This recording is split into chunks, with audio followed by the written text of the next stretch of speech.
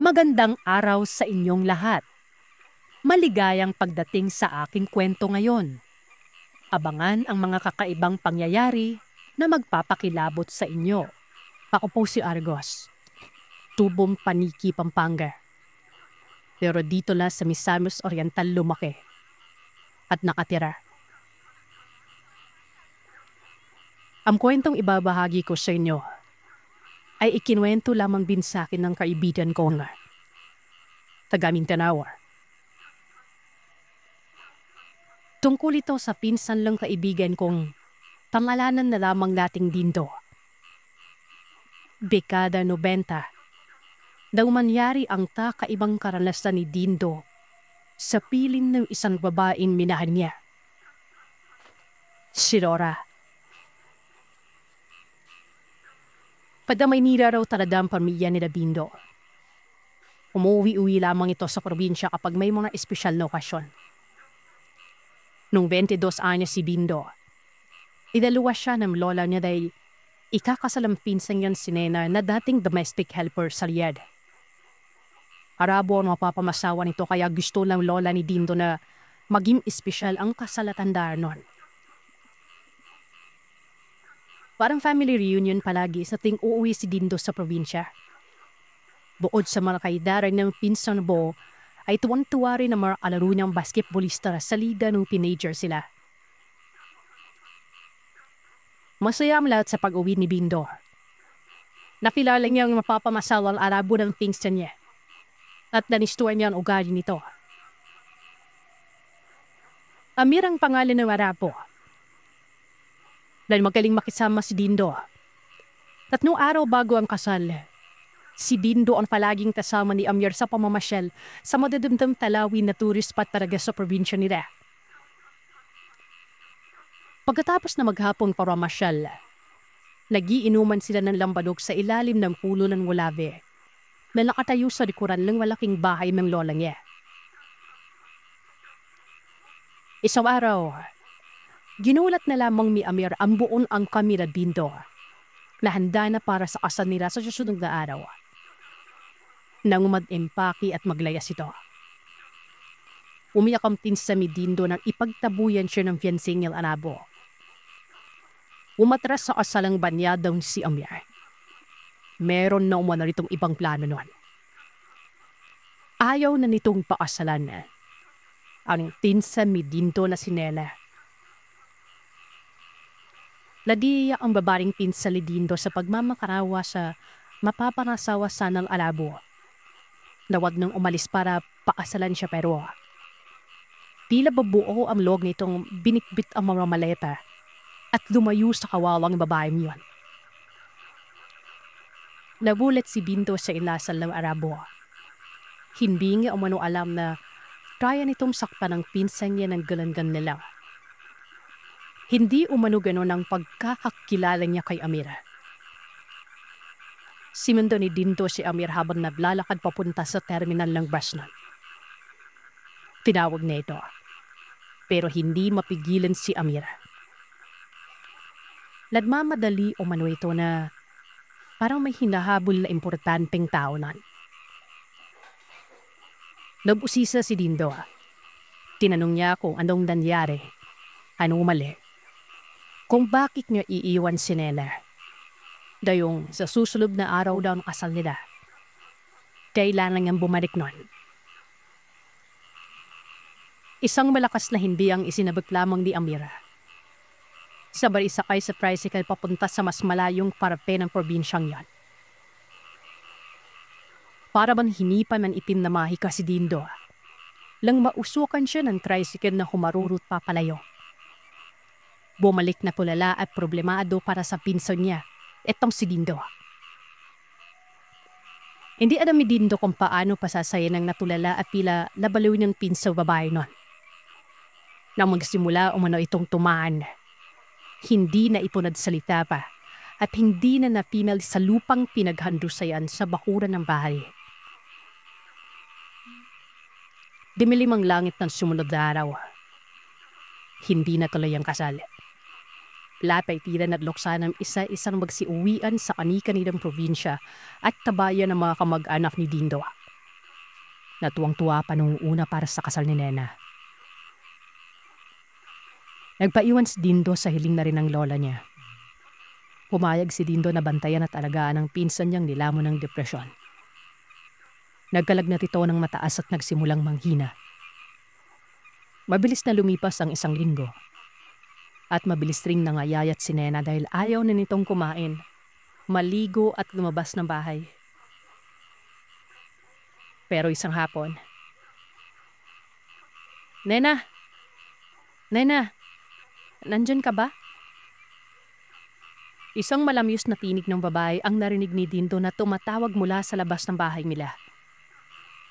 Nagtalukbong ang pinsan ni Dindo nang marinig ang boss ng dating kaibigan. Hi. Nasa loob si Ate Nena eh. Nilalagnat. Pagbati ni Dindo sa napakadadang dalaga na mahaba ang buhok. Pakisabi, gusto ko siya makausap. Niyaya ni Dindo si Nena na bumangon pero ayaw nitong makipag-usap o makita ng kahit sino. Napilitan si Dindo na humarap sa kaibigang dumalaw nun. Natutulog na si Ate Nena eh. Sasabihin ko na lang na bumisita ka, miss. Noong mga panahon na yun medyo may kislap na sa mga mata ni Dindo habang hinihintay na ibigay ng babae ang pangalan nito. Laura. Siya umano si Laura. Matalit na magkaibigan sila ni Nena nung nasa high school pa lamang sila. Palagi umano sila magkasama bago siya lumipad sa Riyadh para magtrabaho nun. Hi Laura, ako nga pala si Dindo. Pinsan ako ni Ate Nena. Masaya ako makilala ka.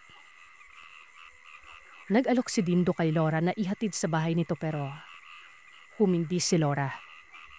Mapapagod lamang at baka gabihin pa sa daan si Dindo nun. Dahil walang tricycle na nakakapasok sa lugar nila. Sa likod umano ng sementeryo nakatira si Laura. Doon sa pinakalidlib na parte ng probinsya kung saan hindi sementado ang daan at putol na ang kuryente. Nagmatigas si Dindo na ihatid pa rin si Laura. Dahil sa unang pagkakataon, noon lang umano tumibok bigla ang puso ni Dindo sa isang probinsyana. May alindog umano si Laura na kahali-halina. Para itong may taglay na gayuma sa tuwing tititig sa mga mata ni Dindo. Wala nang nagawa pa si Laura. Pumara si Dindo ng tricycle at nagpahatid hanggang sa dulo. Nang makababa sila ng tricycle, wala na halos araw nun. Nasa mag-aalas 5 na raw noon nang sipatin ni Dindo ang relo niya pero parang dabi na sa masukal at gibagibang daanan papunta sa liblib na bahay nila Laura. Matapos ang halos 20 minutos na paglalakad, may napansin umano si Dindo. Alam mo Laura, nakapunta na ako dito sa lugar na to. Talaga? Kailan? Pangiting tanong ni Laura. Nung pinasyal ko si Amir. Yung Arabo na nang iwan sa ere sa pinsan ko. Dito ko siya dinaan nung nagpunta kami sa Lagaslas malapit sa lumang kuweba. Natigilan umano bigla si Laura. At biglang nalungkot para sa kaibigang si Nena. Hindi niya dapat iniwanan si Nena. Alam kong mahal na mahal siya ng kaibigan ko. Hindi niya dapat pinaglaruan ng damdamin ni Nena. Magbabayad siya. Pabulong na tugon raw ni Laura nun. Lumipas ang 30 minuto pa na paglalakad. Napansin ni Laura na hinihinal na si Dindo sa pag-iwas sa mga bako-bako at butas-butas ng daanan. Si Laura na lamang umano ang nagpasya na uuwi na lamang siyang mag-isa sa kanila. Pinauwi na niya si Dindo dahil baka gabi nito sa daan. Napakadilim pa naman ng lugar na yon sa tuwing sasapit ang gabi. Lalo kung walang buwan na magsisilbing ilaw sa buong kadawagan. Pero ayaw sumuko ni Dindo. Natigilan lamang umano si Dindo sa paglagpas nila sa lumang sementeryo. Nagsimula sa mga mahihinang ungot na lumakas ng lumakas at naging ihip ng mga baboy ang halos bumingi sa mga tenga ni Dindo noon. Laura? Ano yun? Walang Laura na sumagot sa kanya. Nagulat na lamang siya nang maaninag niya sa dilim. Ang napakaraming itim na baboy na punong-puno ng mga mahaba't nakakatusok na mga balahibong kasing kapal umano ng straw ng sesto. Kulay pula ang mga mata ng baboy ramo at higit sa lahat, hindi pangkaraniwan ang bibig ng mga ito. Meron umano itong mga sungki-sungking matatalim na pangil. Napaatras si Dindo pero naisip niya si Laura. Hindi niya makita sa dilim ang napupuso ang dalaga nun. Laura! Nasan ka na? Andito ako, Dindo. Nakita umano ni Dindo na nasa loob ng sementeryo ang dalaga at nakatapak sa isang mataas na nicho. Kumaway ito kay Dindo. Niyaya siyang lumayo sa mga baboy ramo na yon. Pero sa pagmamadali at sobrang takot ni Dindo, may natapakan siyang tila bitag sa loob ng sementeryo. Nahulog siya sa isang malalim na hukay. Hindi niya mano inakala na may hukay sa lupa dahil natatakpan na ito ng mga gumagapang na damo. Tumama ang ulo ni Dindo sa patulis na bato sa pinakailalim ng hukay at kasabay ng paglagatok ng mga buto niya sa bewang. Pinanawa na siya ng ulirat. Nagising si Dindo sa malakas na tapik sa mukha niya. Bahagya siyang napadilat at nagulat sa nakitang lalaking nanggising sa kanya. Ang Arabong si Amir. Siya ang tumapik sa kanyang pisngi. Gusto salang tumayo ni Dindo mula sa pagkakahiga sa papag nang bigla siyang magulat nang makita niyang pumasok sa kubo si Laura. Nakulay puti na ang buong buhok at wala nang suot na pang-itaas nun. Hinalikan ni Laura si Amir. Humalakhak sa tuwa ang Arabo. Nakita ni Dindo kung paano himasin at yakapin at halikan ni Amir si Laura sa buong mukha at katawan nun. Parang mga batang nagtakbuhan umano si Laura at Amir papalabas ng kubo. Naguluhan si Dindo. Hindi niya alam kung panaginip lamang ang lahat o talagang wala siyang lakas para tumayo at gumalaw. Ni hindi umano siya makapagsalita. Ang huli niyang natatandaan ay ang pagpasok sa kubo ng mga kababaihang may mahabang puting buhok. Binilang niya ang mga ito. Mahigit umano sa 10 babae. Lahat walang suot na pang-itaas. Tanging sarong lamang ang suot na pang-ibaba nun. May dinasal umano ang mga ito, kasabay ng malakas na pagpagaspas ng tila bilang malaking agila mula sa labas ng kubong yon. Sinipat niya sa siwang sa dingding kung ano yung lumilipad na paikot-ikot sa lumang kubo na inadornohan ng mga buto ng hayop at mga pinatuyong halamang gamot. Nangilabot si Dindo nang makakita ng tila malaking paniki na malapad pa umano sa payong ang mga pakpak na itim ang kulay at nababalutan ng mga tinik na balahibo.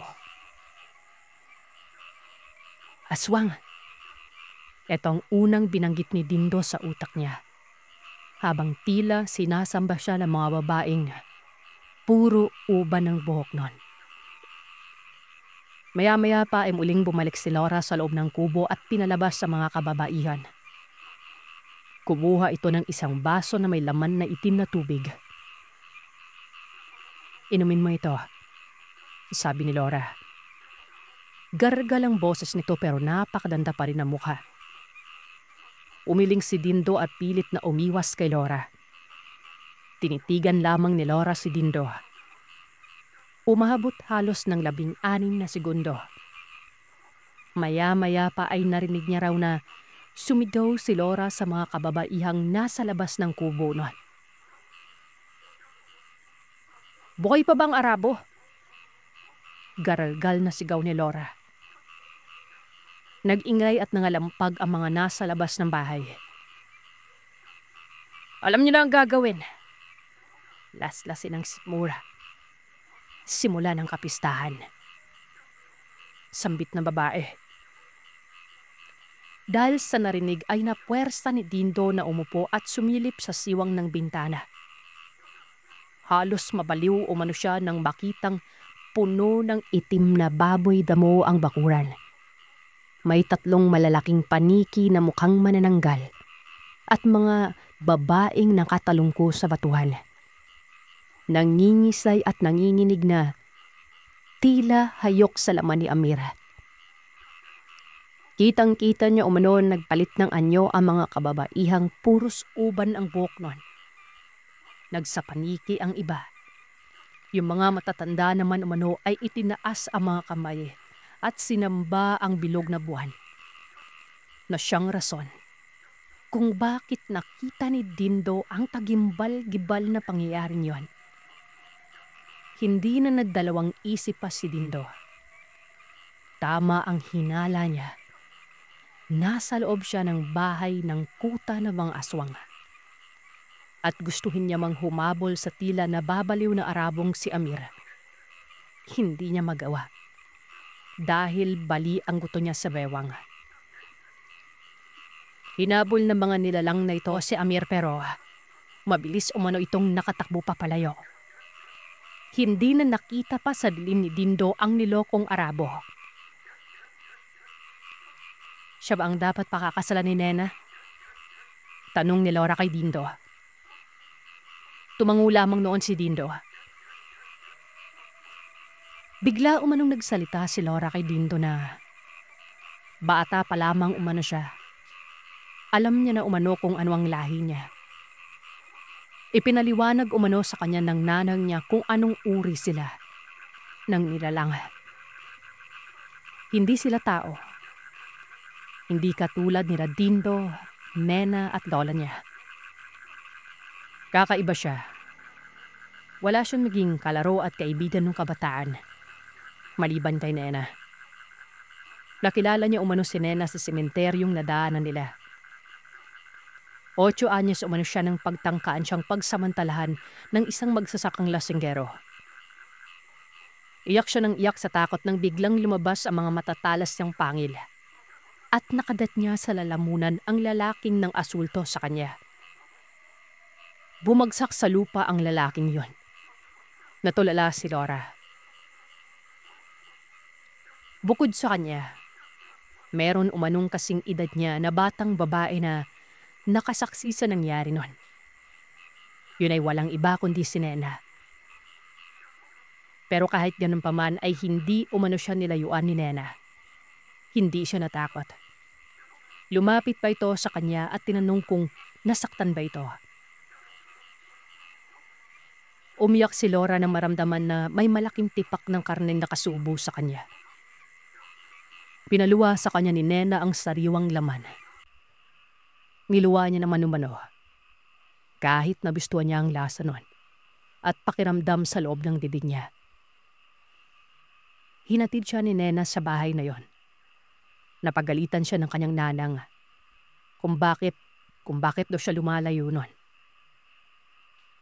Tinawag pa siyang malandi sa batang edad pero nung subukan niya mga tuwiran ay tinampal siya ng tatang niya. Nalaglag siya umano sa hukay nun. Ang tatang niya umano ang naghuhukay ng mga malalalim na patibong. Patibong nila sa mga tao. Para meron umano silang makain. Hindi umano natakot si Nena sa tatang niya. Ultimong si Nena umano ang naglabas kay Laura sa hukay. Kaya magmula noon ay naging magpaibigan sila. Pinilit ni Nena na mag-aral si Laura. Sumama sa kanya si Laura kahit na pumatakas lamang ito mula dito sa kuta na kung tawagin ni Laura ay kutang impyerno ng bangkilan. Lumuluwa pa umano si Laura mang masabi niyang salitang yon. Dagdag pa ni Laura, isa siyang bangkilan. Mula sa kanononoan niya hanggang sa kanya, mananalaypay ang dugong ipim ng sinumpang lahi niya. Noong high school siya ay maraming nagkakagusto sa kanyang kalalakihan. Pero si Nena nang nagsabi na huwag silang patulan dahil baka mapahamak sila. Dito ay napatanong si Bindo kung bakit niya inahas si Amira na mapapangasawa mismo ng kaibigan niya. Ayon kay Laura, hindi niya umano kailanman nagustuhan si Amira. Ginamit niya umano ang anyang abilidad para dampian ito sa panluloko niya sa kaibigan niya. Hindi makapaniwala sa narinig niya si Dindo.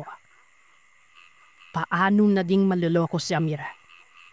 Paano niya niloko si Nena? Nagpatuloy sa pagpapaliwalad ang bangkiyan. Ilang bangkilan na umano ang niligawan nito at ginamit. Nasa 3, 5. Lahat ay gustong asawahin ni Amir. Kahit na matagal na siyang nakatapdang ikasal kay Nena. Nang magsumbong umano sa kanya ang kapwa niya bangkilan nun. Sinabihan niya mga ito na huwag paslangin ng Arabo. Dahil nga ikakasal ito kay Nena. Kaya naman ang ginawa ni Dora, siya na mismo ang kumihag kay Amir. Tinait na ito at sinadyang ilayo kay Nena. Sa mismong araw nilang gawa ng hindi karapat-dapat ang Arabo sa dalisay na pag-ibig ng kaibigan niya. Iniwanan ni Laura si Dindo at matagal na lumipas ang bawat sandali. Hindi nagparelya. Nawala mang malay si Dindo. Nadusing na lamang siya nang turukan siya ng besto sa may emergency room. Nakita niyang nakatayo sa tabi ng kama niya ang pinsang si Nena nun. Nag-rosaryo naman ang nigawa niya habang nakaupo sa tabi niya. Daw si pagdapingan ng mga nurse at doktor ay pinayuan si Dindo na magpagamot ng bali sa bewang sa Manila. Pero bago siya ilipad ng mga kapamilya niya, pabalik sa Manila nun. Kinausap niya muna ng masinsinan ng pinsan niyan si Nena. Nasaan si Laura? Si Laura ang natatid sa rito sa Ospital Bingo. Totoo ba isa siyang bangkidan? Oo, isang bangkidan si Laura. Kaya madali kang gusto sa kanya. Matas na uri ng aswang ng mga bangkilan. Planiniwalaan sila mula sa alay ng mga kadatuan. Hindi sila basta-basta ordinaryong halimo ng Bilimbindo. Mataas na uri ng aswang si Laura. Nakaaigit sila sa lakas at banis ng ibang uri ng aswara. Bigyan sumingit sa usapan ng lola ni Bindo nun. Pabulong itong nagkwento sa apo niya nakaratay.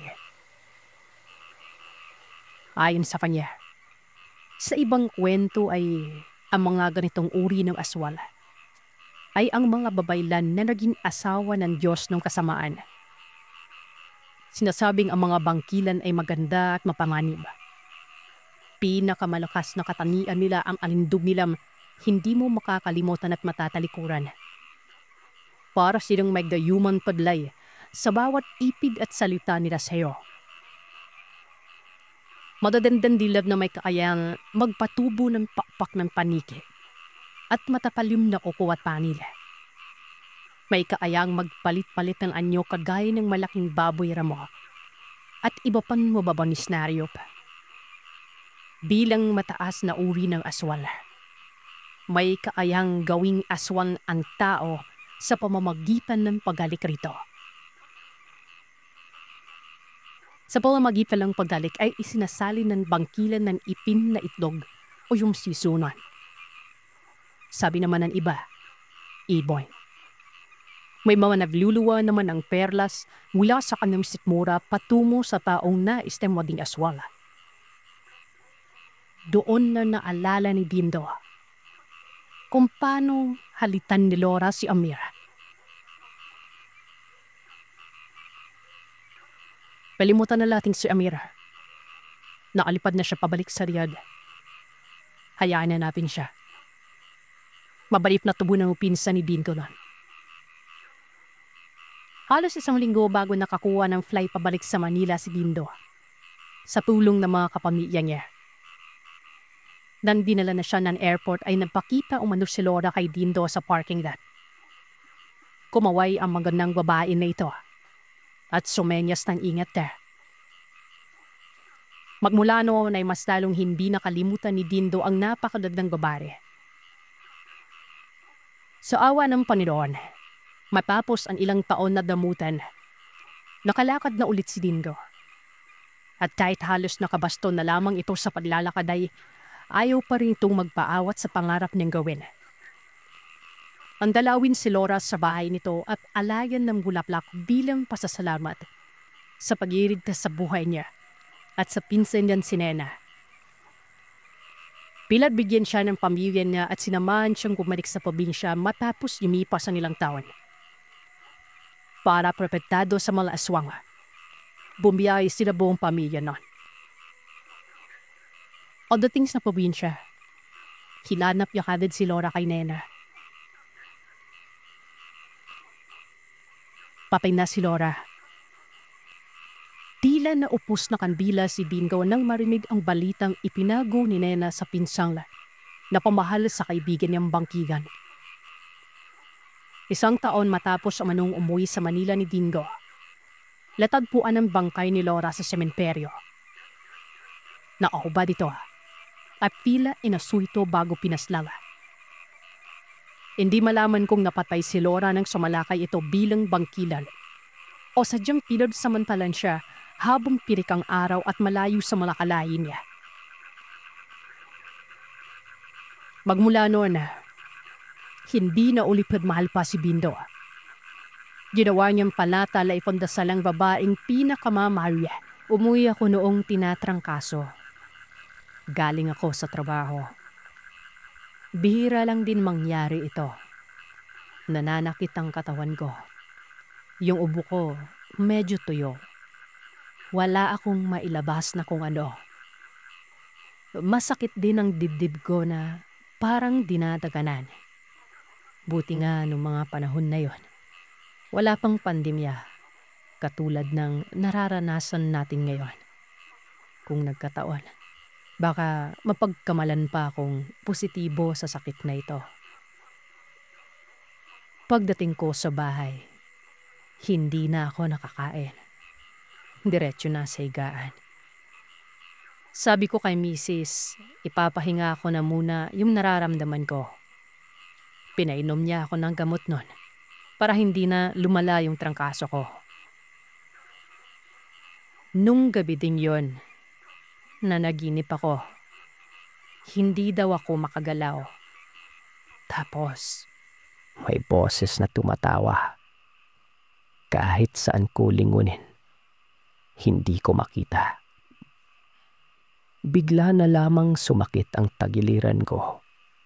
Namimilipit ito. Nung tingnan ko, may mga malalaking daliri na nakapalibot dito. Sobrang higpit ng pagkakahawak niya.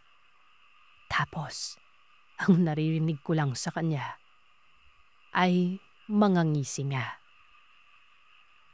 Bigla niya akong binitiwan at nilagay sa lapag.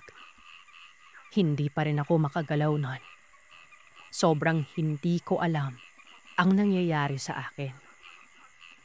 Pero pagtalingon ko sa gilid ng nilapagan niya, nakita ko ang isang salamin at nagulat ako na hindi ko makita ang sarili kong pagkatao.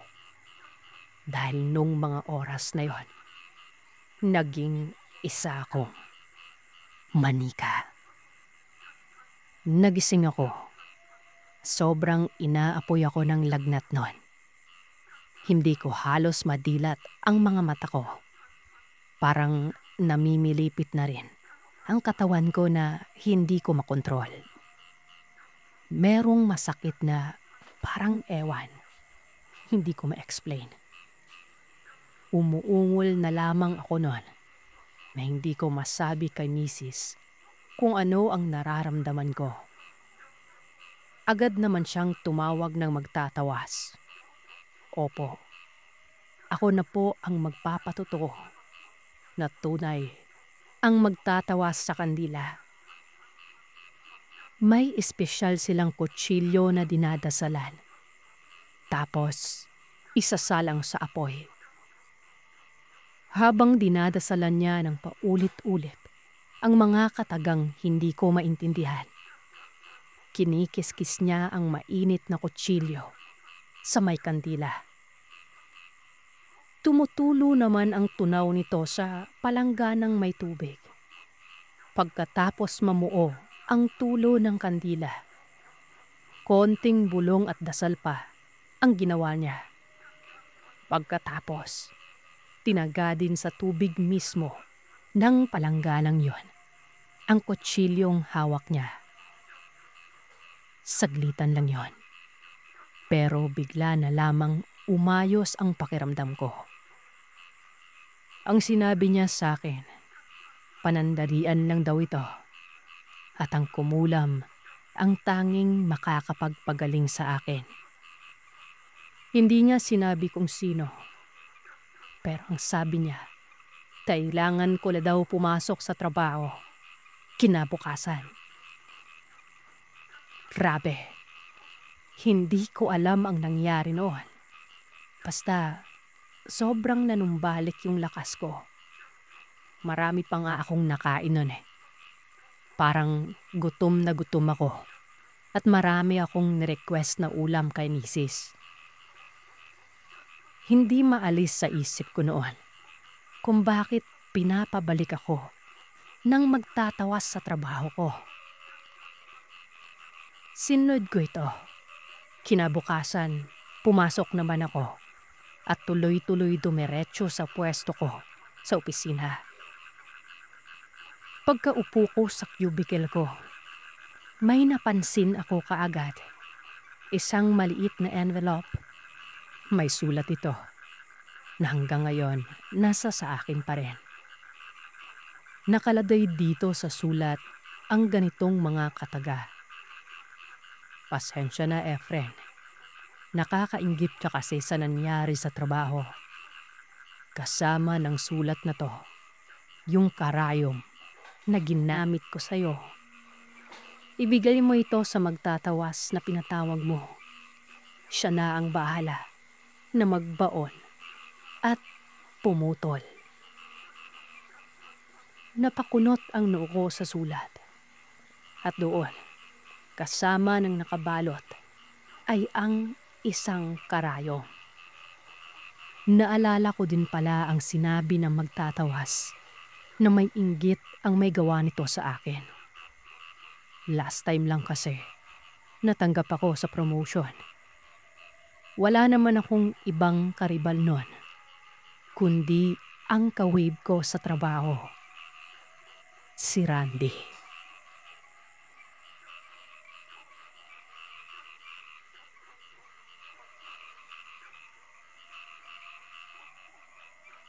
Ang stressful ng buhay ko noong high school. Dala na din ng pagbibinata. Basta problema sa magulang, tsaka sa grado. Madami akong iniisip noon. Naglalakad ako pa uwi nang ako pa yung naisipang pagtripan ng kaklase kong si Rico. Bully itong batang ito. Pinipitik-pitik ako sa tenga habang pinagtatawanan ng iba niyang kasama. Maliit lang kasi akong bata noon. Kaya talagang kahit anong bad trip ko, hindi ko magawang manlaban at ako lang talaga ang mapapahamak. Nung nagsawa na sila sa pantitrip sa akin, saka sila nagtatawa ng lumayo. Parang wala lang sa kanila ang mang trip ng ibang tao noon. Hindi umalis yung mga mata ko kay Rico. Pinagmumura ko siya noon. Nilalaro-laro ko sa isip ko na nakikipagsuntukan ako sa kanya. Tapos, binubugbog ko silang tatlo. Sobrang bad trip talaga ako nung araw na yon. Na kung may pagkakataon siguro na may panaksak ako, sasaksakin ko siya. Buong maghapon sa bahay na hindi ko maalis ang imahe ng mukha ni Rico sa isipan ko. Tanda ko pang pinagplanuhan ko ng dalhin yung arnis na iniwan ni Lolo sa bahay pagpasok sa school kinabukasan para pag napagtripan na naman ako ng Ricong yon, talagang makakatikim na siya ng hampas sa akin. Madaling araw nung ginising ako ni Mama. Magkatabi kasi kami ng higaan noon. Ako naman bigla ding naalimpungatan na para bang naghahabol ng hininga at mabigat ang dibdib. Tanong ni Mama, okay lang daw ba ako? Tinanong ko siya kung bakit. Ang ingay ko daw kasi matulog noon. Gumagaral-gal ang boses ko at may mga salita akong sinasabi. Kung hindi puro mura, ay mga lingwaheng hindi namin maintindihan. Kinabukasan, maaga pa rin akong nagising. 6:00 kasi ang pasok ko, tsaka walking distance lang ang school. Dala-dala ko yung arnis ni Lolo. Bit-bit ko yon kahit sa classroom. Nakalagay pa yon sa plastic na lagayan ng pang-drawing para hindi makita ng mga teacher namin. Medyo nadismaya ako kasi yung taong hinihintay ko na mambuli sa mga kaklase ko o sa akin, hindi pumasok. Wala si Rico nung araw na yon. Ang sabi ng kapitbahay niya na classmate din namin, may sakit daw. Pinaospital. Nagisingan daw ito ng mga magulang ng madaling araw. Nakaupo sa gilid ng pader nila. Tulala. Kung ano-ano ang sinasabi niya. Baka nga daw nalipasan ng gutom. Pero imposible dahil may kaya si Rico. Hindi siya yung tipong pinapagutuman ng mga magulang niya. Sa unang pagkakataon, parang nabunutan ng tinik ang mga classmate ko. Pati na rin ako, kasi buong araw na walang nambabad trip sa amin. Ang unang araw na ito, nasundan pa. Pangalawa, pangatlo. Hanggang sa dumating ang Biyernes, ang pang-4 na araw. Pagka-uwi ko galing school, nakita kong may bisita kami. Bukas ang gate namin. May motor na nakaparada sa gilid. Sino naman kaya to, sabi ko. Bihira lang kasing magkaroon ng bisita sa amin. Mula nung pumanaw ang manghihilot kong lola, hindi mo na aasahan na may dadating pa para magpagamot. Pagkapasok ko sa gate, nakita kong nakaupo silang lahat sa may terasa, nakatingin sa akin. Ramdam ko nang ako ang inaabangan nila. Magbihis daw muna ako. Tapos bumalik sa terrace at may kakausap lang sa akin. Mga magulang iyon ni Rico. Nagsasorry sa akin. Humihingi ng tawad sa mga nagawang pambubuli ng anak nila. Hindi daw sila galit. Basta bawiin ko ang palipad hangin o kulam na binato ko sa anak nila. Hindi ko alam ang sasabihin noon. Todo tanggi ako. Talagang hindi ko alam kung ano ang pinagsasabi nila. Ayon sa mga magulang ni Rico, nagisingan nga daw nilang tulala ang anak nila. Paulit-ulit din daw ang sinasabi nito. At ang iba, hindi nila maintindihan. Pinaalala naman ni Mama sa akin na nung oras na nagising si Rico ng ganon, ay parehas lang din ng oras na ginising niya ako habang nagsasalita ako ng kung ano-ano. Dinala daw nila sa ospital ang anak nila, pero walang mabigay na gamot ang doktor, maliban sa ipadala sa isang psychologist. Hindi muna nila ito sinunod. Pinatingin muna nila ito sa manggagamot. Nalaman nga kaagad ng albularyo na maraming galit sa anak nila, na kung sino-sino ang inaaway nito at binubuli. Pero nagkataon daw kasi na merong isang malakas ang dugo pagdating sa mga bulungan at kulam, lalo na ang palipad hangin. Kahit anong gawin ng albularyo na orasyon, hindi madighay ng anak nila ang dapat ilabas na bulong sa kanya. Kaya ang sinabi na lamang ng albularyo, puntahan mismo ang kung sino ang may gawa nito. Alam din ng manggagamot na pinuntahan nila na hindi ko pa alam kung paano gamitin ang kakayahan na ito. Hindi ko daw ito sinasadya. Habang nag-iisip kung paano nangyari, nagsalita si Papa. Posible daw. Noong panahon na yun kasi, ako pa lang yung unang apo nila Lolo at Lola. At bago mabawian ng buhay si Lola, ang sabi niya kina Papa, ipapasalo niya ang kakayahan ng panggagamot sa una niyang apo. Bukod sa panghihilot, si Lola ay kilala din sa pagbabalik ng kulam. At syempre, hindi din naiiba sa kanya ang runong sa pagkulam mismo. Maaaring nakuha ko ang abilidad na ito nang hindi ko napapansin. Kumbaga, subconscious mind ang nagamit ko. Napaisip din ako. Marahil nabigla din ako sa inis at galit na nararamdaman ko nung araw na binuli ako ni Rico. Bugso lang damdamin. Umuo na lamang ako sa mga magulang nito. Sabi ko, pinapatawad ko na siya at binigyan nila ako ng papel kung paano ko daw tuluyang mabawi ang palipad hangin na yon. Galing yon sa albularyo. Hindi ko na babanggitin dito kung paano. Basta ginawa ko yon. Nung sumunod na linggo, maayos nang pumasok si Rico. Pero hindi gaya ng dati. Tahimik na ito. Hindi na makulit. Hindi na nangtitrip ng mga kaklase. Tinapos lang din niya ang grading na yon at bumalik siya ng Maynila para doon na ipagpatuloy ang pag-aaral niya.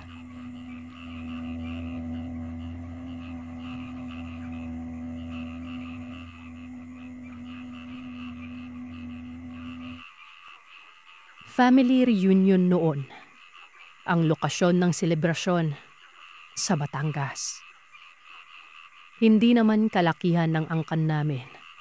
Halos magkakakilala na kaming lahat. Bukod syempre sa mga second cousins namin. Every 2 to 3 years namin ginagawa ito. Pero this year, kakaiba ang enjoyment namin. Meron kasi sa isang pinsan namin na may 1 taong gulang na anak. Sobrang cute nito. Foreigner yung tatay. Although hindi nakasama dahil sa trabaho sa ibang bansa ang asawa, dinala niya naman yung baby sa reunion. Napakatangos ng ilong ng patang ito. Mapungay ang mga mata. Amerikanang Amerikana. Yung kulay naman, Pinay na Pinay. Morena. Magiging maganda ito paglaki, sabi namin. Todo kulitan na kami noon. Taming mampipinsan. Pati mga second cousins namin, yung mga hindi ganun ka-close at magkakakilala, Biglang nag-usap-usap dahil sa kanya. Dahil close kami ng pinsan ko noon, ako muna yung binigyan ng time na magbantay sa baby. Chef kasi yung nanay, kaya siya yung inasaan na magluto. Matapos ng masarap na tanghalian, nagkanya-kanya na kami sa pamamasyal sa resort. Hindi pa nagtatagal, tinawag ako ng isa kong tita. Pinaghahanap daw ako doon sa tinutuluyan namin. Yung baby kasi, iyak ng iyak.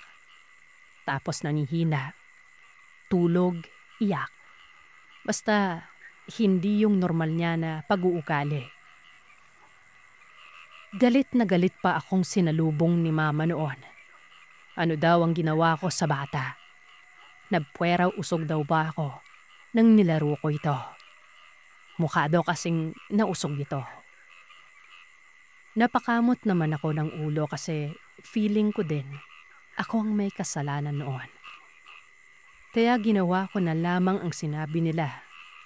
Nilawayan ko sa pusod yung bata. Siyang tunay, ilang minuto lang matapos ko siyang lawayan, nakatulog ito ng maayos at hindi na nangihina ng katulad ng kanina. Di ayon, tuloy na ang kasiyahan namin. Mga 9:00 ng gabi, tapos na yung hapunan. Nagpapatunaw lang kami ng kinain. Tapos, inaayos na din namin ang mga alak para sa tagayan. Maya-maya pa, bigla na namang nagkagulo sa kwarto na tinutuluyan namin. Tumakbo kami agad doon. Nakita namin yung bata, umiiyak na naman. Ngayon, butlig-butlig na yung tumutubo sa kanya. Hindi mo masasabi kung bulutong ito. Kasi bigla yung tubo nito. Yung parang nasusunog yung balat na may tubig-tubig sa loob. Tsaka iba yung pagkakatubo nito kesa sa bulutong. Inasikaso na namin agad yung gamit ng bata. Dadalin namin ito sa ospital. Buti na lang, hindi namin pinauwi yung driver ng van. Habang inaayos namin yung mga dadalhin niya, parang may napansin ako sa gilid ng paningin ko. Para bang may nakadungaw sa may bintana. Binigla ko yung tingin ko noon. Ilang segundo lang na nahagip ko siya bago nawala. Mahaba ang buhok nito, pero hindi ko na namukhaan. Isipin ko man na baka usesera lang yon. Hindi pwede. Kasi yung bintana na yon at yung kwarto na tinutulugan ng bata, nasa second floor. Walang paliwanag kung paano ito nakadungaw doon. Hindi ko na ito masyadong pinansin. Basta, binitbit ko na agad yung gamit. Tapos, diretso na kami sa van. Sinama namin yung isang caretaker. Dulo na kasi ito ng Batangas. Sa mga nakakapunta sa resort na ito, masasabi nating dulong-dulo na ito. Ito yung malapit banda sa Kalatagan. Yung one-way na halos ang daan. Madamo ang gilid at malubak ang biyahe. Wala ka nang makikitang maraming bahay, kundi mga alagang hayop na lang. Ang masama pa dito, malayo-layo ang ospital. So expected namin ng ganoong oras, wala kaming makikitang ibang bagay sa dadaanan namin. Pero hindi namin inasahan ang mga sumunod. Habang tumatakbo ang van na sinasakyan namin, napapansin namin yung mga damuhan sa gilid. Nagkakalasan. Animo, parang may nakasunod sa amin. Nakasing bilis ng van na ito. Akala nga namin nung una kambing. Pero napamura kami bigla nang may lumipad galing sa damuhan na yon. Malaking ibon na talagang akala ko sa TV ko lang makikita. Pero yung pakpak, hindi ko madistinguish kung paniki ba o ibon. Gawa ng sobrang lapad nito.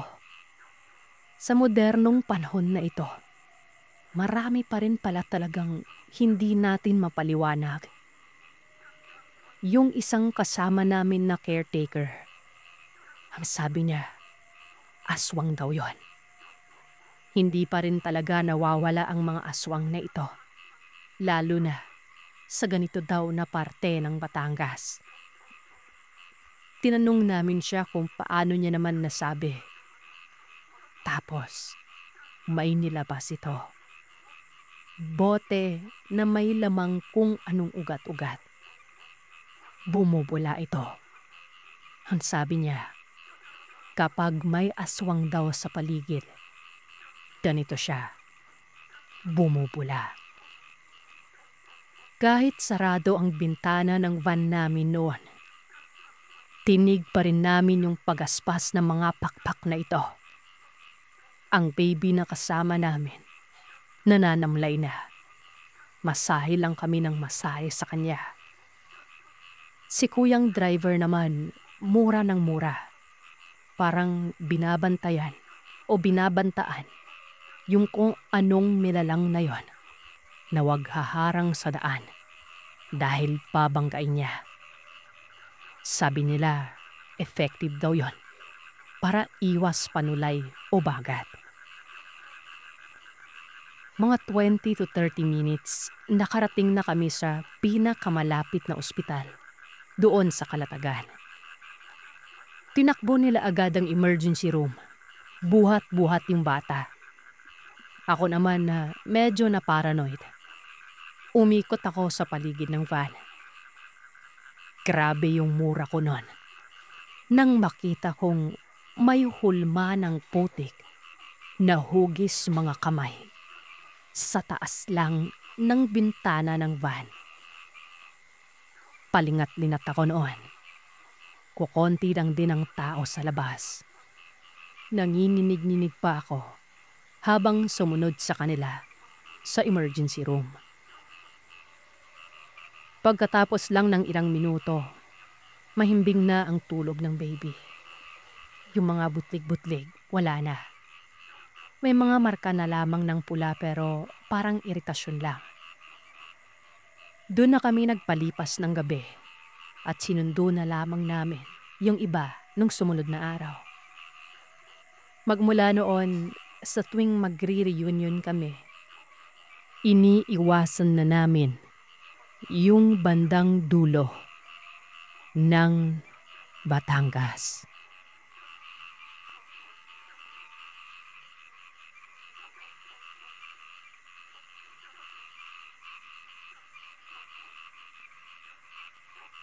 Ang karanasan na ito ay nangyari sa akin noong nag-aaral pa ako sa BEd sa isang unibersidad. Nagrerenta lang ako ng bahay doon. 3 rooms, isang master's bedroom at isang spacious na sala. Doon ako lagi natutulog sa master's bedroom. May sarili akong banyo kaya para na rin siyang maliit na bahay o malaking bed space. Nagising ako isang umaga. Alam mo yung pakiramdam na parang may bara sa lalamunan ko. Ganon na ganon ang nararamdaman ko noon. Dumiretso ako ng banyo. Dinura ko kung anuman ito. Nagpaka ako at the same time, nandiri na din. Kasi sa laway na dinura ko, may parang buhangin, buhok, at galamay ng ipis. Hindi ko pa masyadong inisip ng mabuti kung ano man ang nangyari noong mga panahon na yon. Pero nung gabi ding yon, may pumasok na isang malaki at maitim na manok sa tinitirahan ko. Sobrang itim ito at mataba. Alam mo yung alagang-alaga ng amo. Inisip ko, baka lang din nakawala ito at hinahanap ng amo niya. Dahil mahilig din ako sa mga hayop, minabuti ko na munang alagaan ito. Nagtanong-tanong na rin ako sa lugar kung sino ang may-ari, pero walang gustong kumuha. Umabot ito ng 1 linggo, kaya ang ginawa ko na lamang, iniwan ko na lang ito sa labas. Pinabayaan ko na. Malay ko ba kung sino o ano ang nagmamay-ari noon? Tapos noon, gabi-gabi na lamang akong dinadalaw ng mga kakaibang panaginip. Yung akala mo totoo. Yung hindi na normal na gabi-gabi na lamang akong nakakapanaginip ng hindi maganda.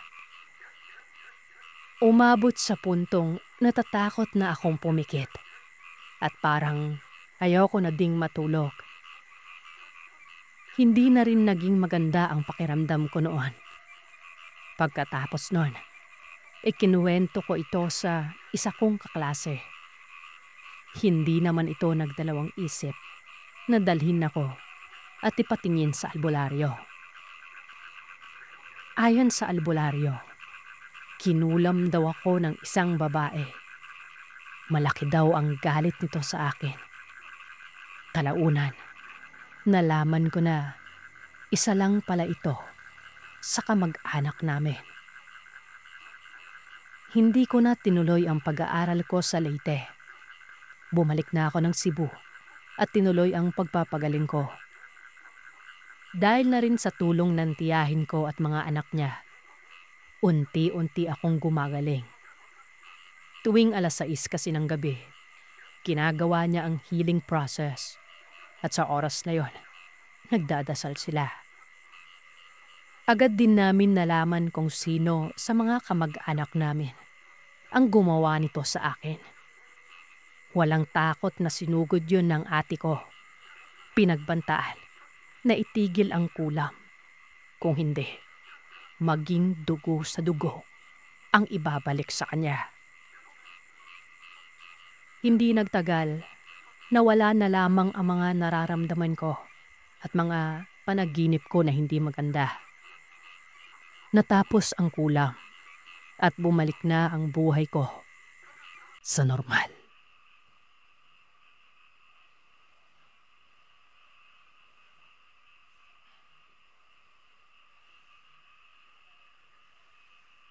So paano ba yan mga kagiliw? Happy New Year sa inyo. Maraming salamat po sa pakikinig kahit remastered ito dahil hindi tayo nakapag-ayos ng story ngayon. As much as I want to give you new stories today, hindi natin maibigay dahil marami din tayong inaasikaso. Kasi ewan ko ba, mas maraming handa yung medianoche kaysa sa Noche Buena. And yun ay napapansin ko. Pero gusto ko magpasalamat dito sa taon na ito. Although hindi ko maikokonsidera na talagang on our end, almost 1 year na kasi mas naging active ako by March March 2020 ako naging active dito sa channel. So yun yung pinaka natin, 1 year anniversary mga ganon. Pero ayun nga, gusto ko po magpasalamat sa inyo, sa mga subscribers, sa mga tagapakinig, sa mga hindi nagsasawa sa boses ko, sa mga pagbabago-bago ng mga tempo natin, ng voice natin, flow. Maraming salamat po sa inyo at sana sa 2021, huwag kayong magsawa. Lalo na yung mga sender natin, huwag kayong magsawang bigay ng mga story. Hindi lang sa akin, kundi pati na rin sa mga ibang mga narrators na you think deserve na manarrate ang story nyo, okay? Mabuhay ang horror community.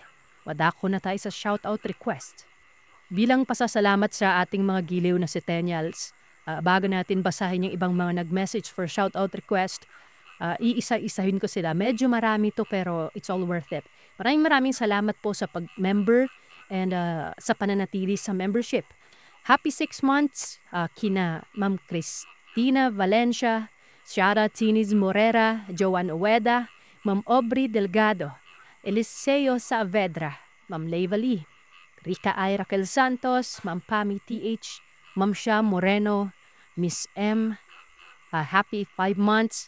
Kay Ma'am Catherine Abilionosa, kay Ma'am Nina Acana, kay Hana Karing Cabrillos, kay Mishika Ko, kay Lilian Collado, kay Sir Argel Wibimi, kay Ma'am Dayan Dominguez, happy 4 months. Kay Ma'am M. Mori, Joel Due or Joel Ju, Carmela Fadrillan, Ma'am Sara Doromal, Bonsky, Magkumot Crucillo, Kababalaghan Stories, Ma'am Criselda Dilantes, Ma'am Dolores Lesondra, Ma'am Rain Lazaro, Ma'am Carmelita Mabanag, Sanseg Kidhart, Maria Cecil Natividad Wi, Ma'am Heidi Cruz, Ma'am Sohiron, Ma'am Dionerin Bio, Ma'am Lando Maps.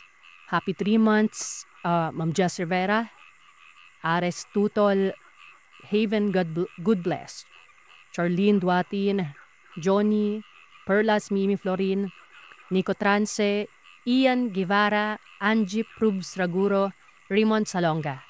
Happy 2 months po kay Sir Alex Binuya, Asilem Balesteros, Jasper Raid Stories, CM, Angelica Fajardo, Ana M, Paulo Yestacio, 20 Billones, Ma'am Jessica Mulay, kay Ma'am Irene Cara na nagtatampo. Lechola.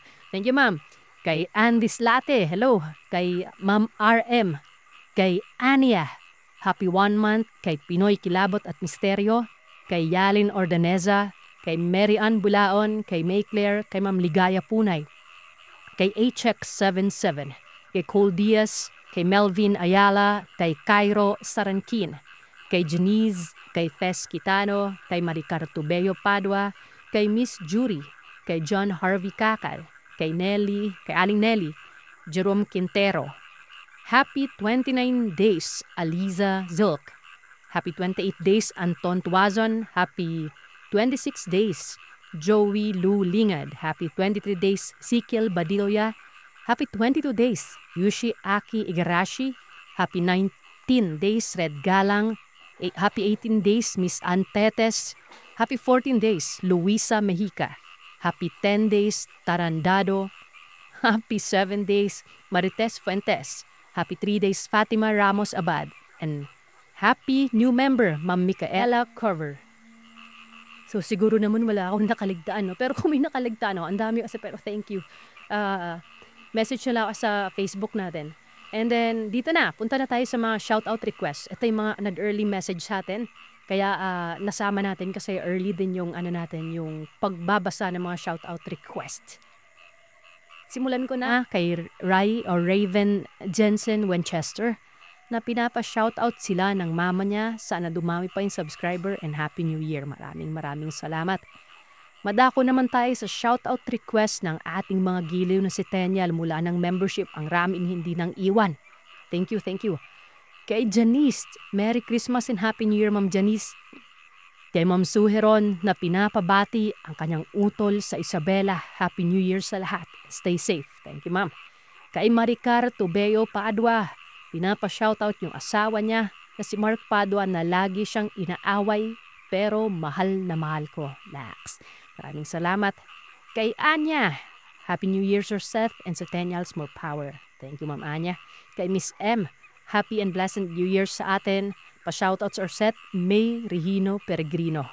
Change na yung lang po. Ikaw pala yun, ma'am. Kaya pala, ako dito sa YouTube, dating Bloody May solid member. Keep safe. Thank you, ma'am. Thank you sa pananatili. Kay Ma'am Shia Moreno, Happy New Year. Sana biglang dami na mga subscribers mo. Shoutout po sa aking daughter, Arisha Yuan, pati na Kuya Jarist and AJ and Lim family ng Malabon. Ang kwentong maririnig nyo ay hango sa totoong pangyari na malayang inihayag ng ating tagabahagi na si Jerwin.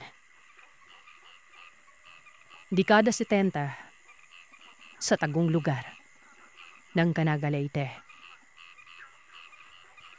Hindi may pagkakaila na talagang karamihan sa atin ay naniniwala sa mga kababalagan.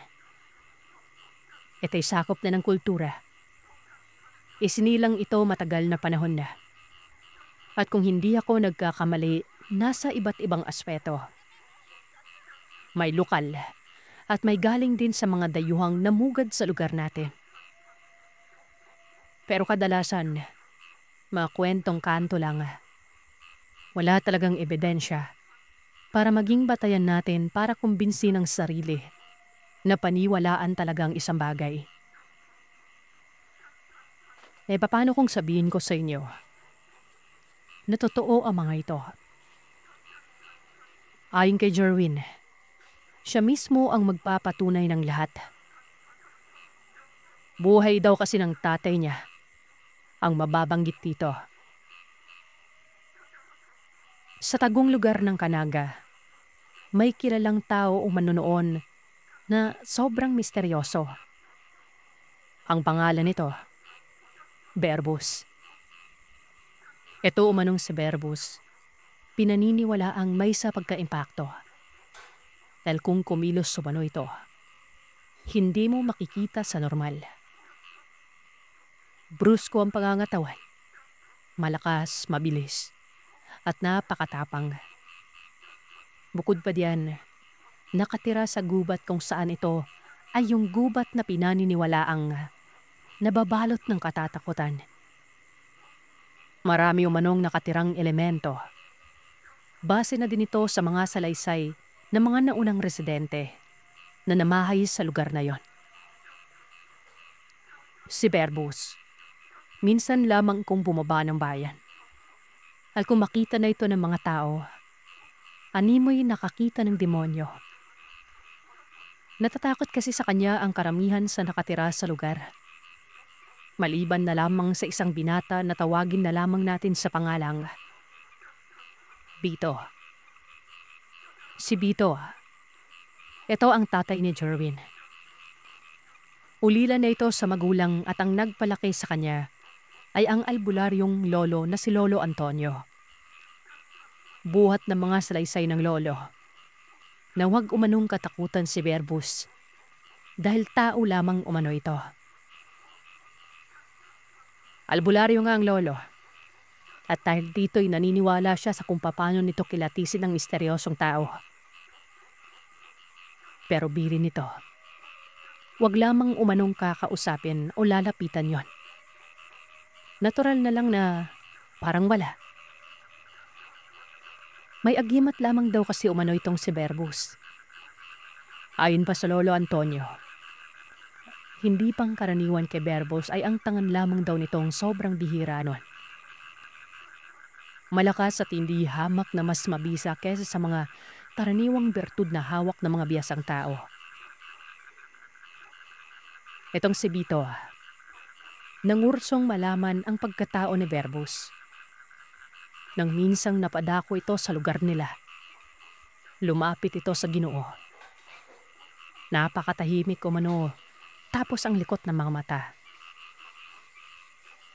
Ang kadalasang dahilan kung bakit ito bumababa ng bayan ay ang bumili lang ng alak. Kung hindi daw kasi nagkakamali si Bito, kulafu ang binibili nito at napakarami. May isip nga noon ni Bito na lasenggero pala itong si Berbus. Sinubukan niyang kausapin. Maayos naman makitungo. Katunayan ay mabait at palabiro. Tinanong niya kung saan nakatira. Kahit paman alam niya sa sarili kung saan naman talaga. Ang sabi ni Berbus, sa loob umano ng gubat. May bahay siya doon at may kasama pa nga umano siya.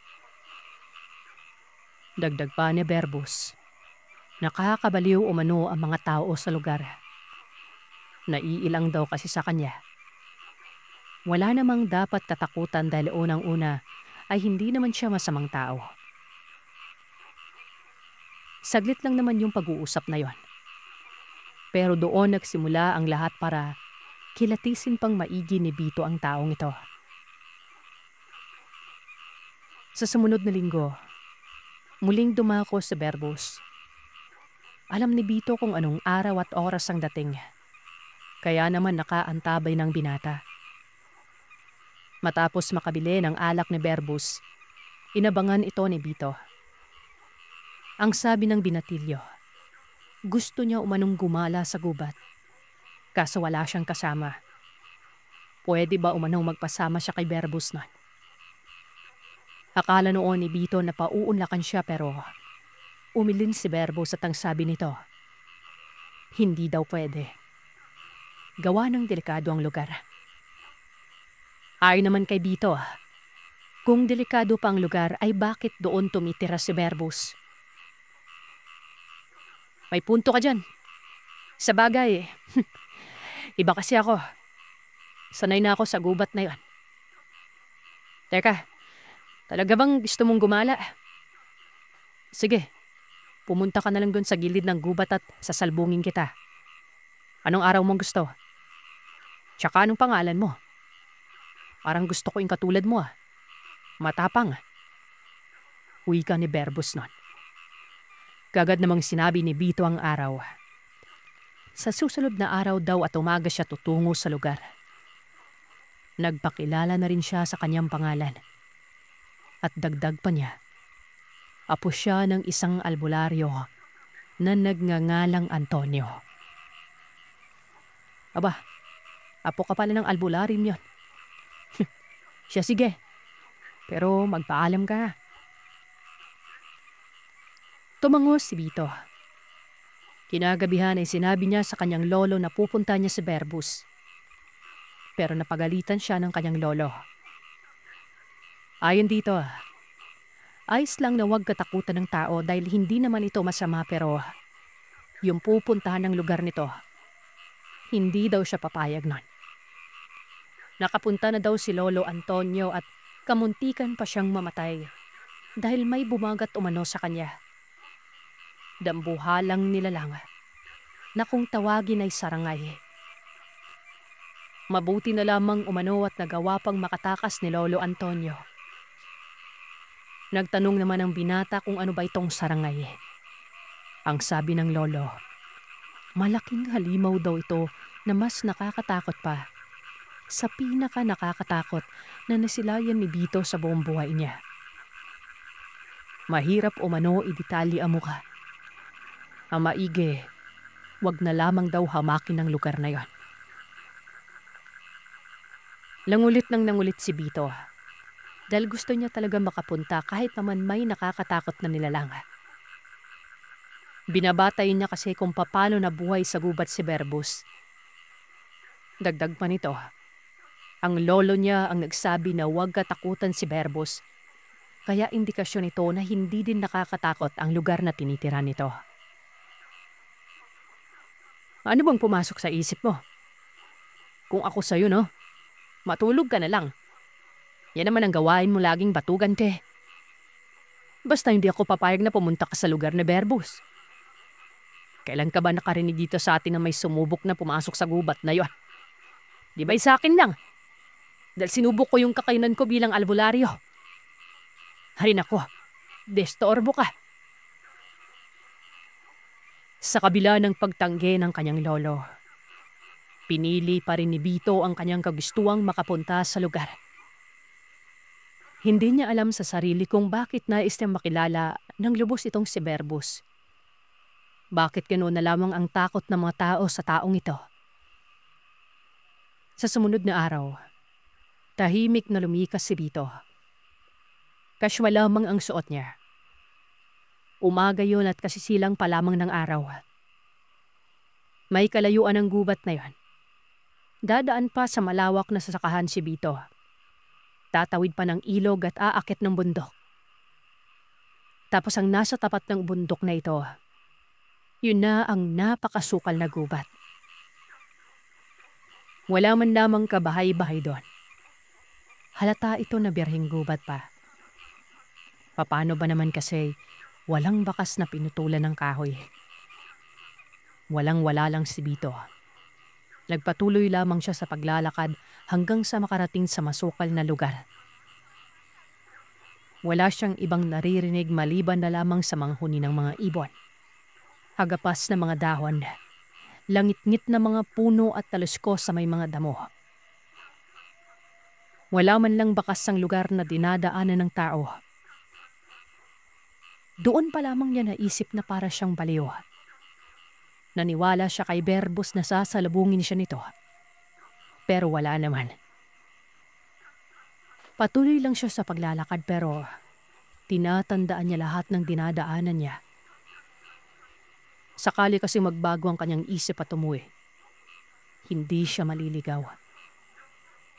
Umabot na lang umano ng tanghali. Alam niya naman ito dahil tirik na ang araw nun. Iritang-irita na siya sa sarili. Paano ba naman kasi?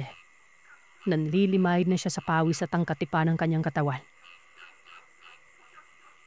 Animoy walang katapusan umano ang gubat na yon. At tingin pa niya ay pabalik-balik lamang umano siya.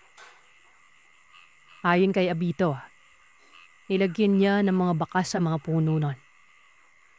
Kaya naman takang-taka siya nang napansin niyang nalagyan na niya ang iba dito kapag napapadako siya sa ibang lugar. Dito ay kinabahan si Bito. Nagdadalawang isip ng ipagpatuloy pa ang balak gawin. Kaso, ang naiisip niya naman noon na baka hindi na siya makalabas pa. Aminado siya sa mga sandaling yon na naliligaw na siya. Kaya naman ang ginawa niya, tinawag niya ang pangalan ni Berbus. Malakas yon. Umaalingangaw ito sa kabundukan. Ilang saglit pa ay nakarinig siya ng pag-ungol na waribay galing sa malaking hayop na kinakatay. Nataranta si Bito. Tumakbo ang binata. Pero patuloy sa pagtawag kay Berbus. Pero sa pagkakataong yon, kasama na ang katagang tulong. Hanggang sa may bigla na lang humatak sa kanya sa masukal. Dahilan na namang halos simatayin si Bito sa gulat. Pagsipat niya kung sino ito, walang iba kundi si Berbus. Nakatago sila sa napakalaking puno ng lawaan. Nakahudyat ang daliri na wag mag-inay. Dagdag pa ni Berbus ay bakit tinangkapong pumasok ni Bito. Sinabi niya naman daw na sasalubungin niya ito. Dapat sa buka na lang ng gubat yon. Napakalayo na umano ng narating ni Bito. At ang lugar na ito pa ang pinuntahan na siyang maraming mga nilalang ang gumagalang nakatira. Nakasimangot ang mukha ni Berbus. Tapos nagudyat pa ito ng tango. Naglakad ang ginawat. Sumunod ka sa akin. Sabi ko na nga ba mabuti at nabutan pa kita. Dahil kung hindi pa, pangalan mo na lang yung uuwi sa inyo. Pangalan na lang ang ililibing hindi sa lupa, kundi sa alaala ng mga mahal mo sa buhay. Hindi na nagsalita si Bito. Sumunod na lamang siya. Ang layo pa umano ng nilakad nila. Inabot pa ng takipsilim bago pa magmungkahi si Berbus na nakarating na sila sa lugar kung saan siya nakatira. Inagilap naman ni Bito ang bahay.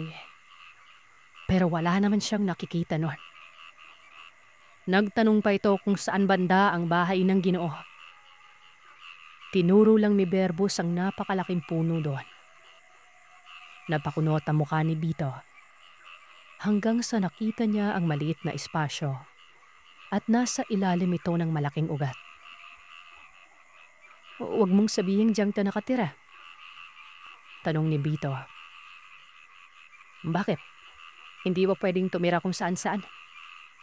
Basta may masisilungan, pwede na yung gawing bahay eh. Pero hindi. Biro lang. Tambayan ko lang to.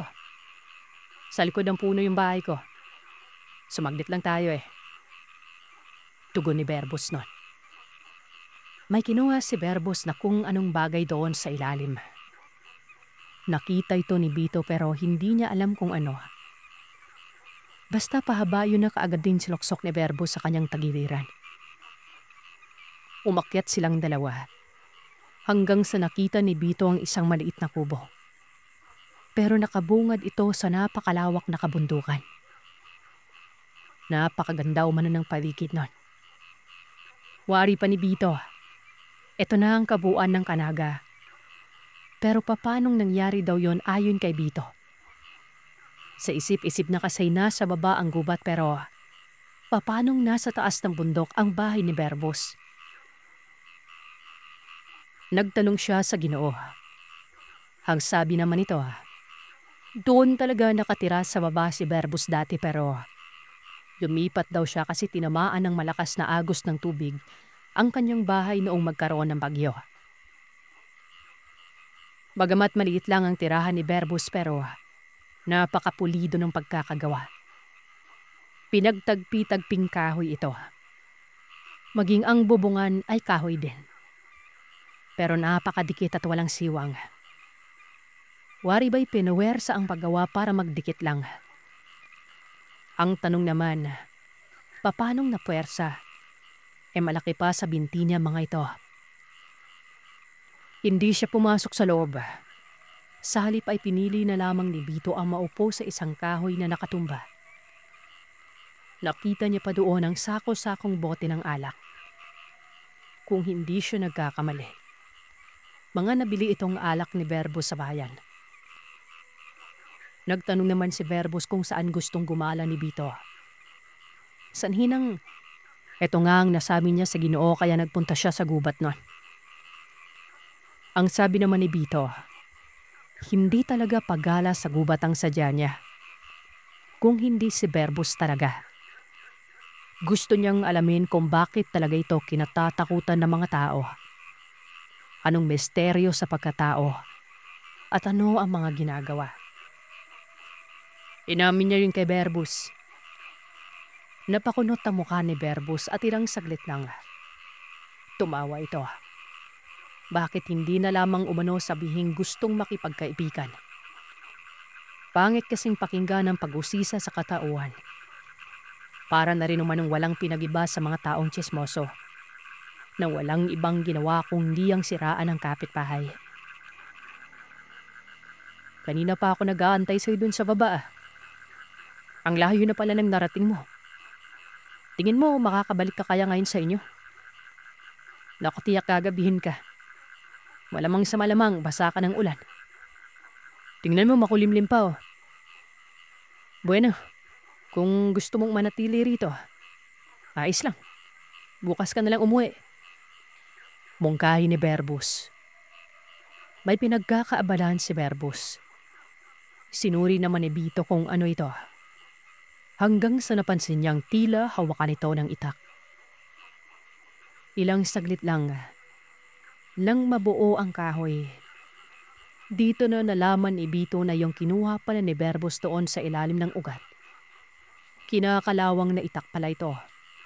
Pero ibang klase ang postura. Parang likha umano sa sinaunang panahon. Para kasing ahas na pabaluktot. At bagamat kinakalawang ay halata dito na sobrang talim. Maya-maya pa, nakarinig si Vito ng ungol.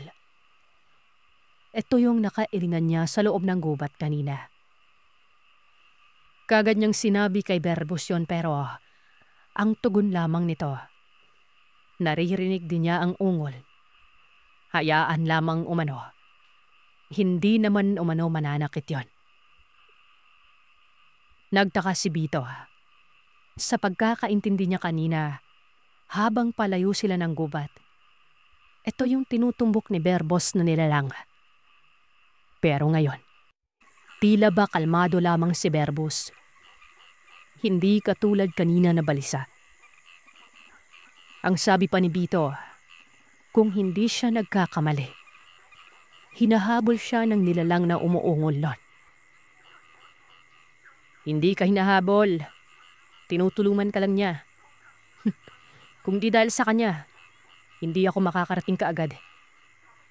Siya yung sinabi ko sa yung kasama kong nakatira dito. Nakalimutan mo na ba?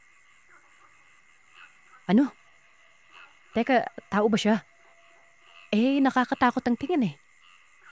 Tanong ng binata.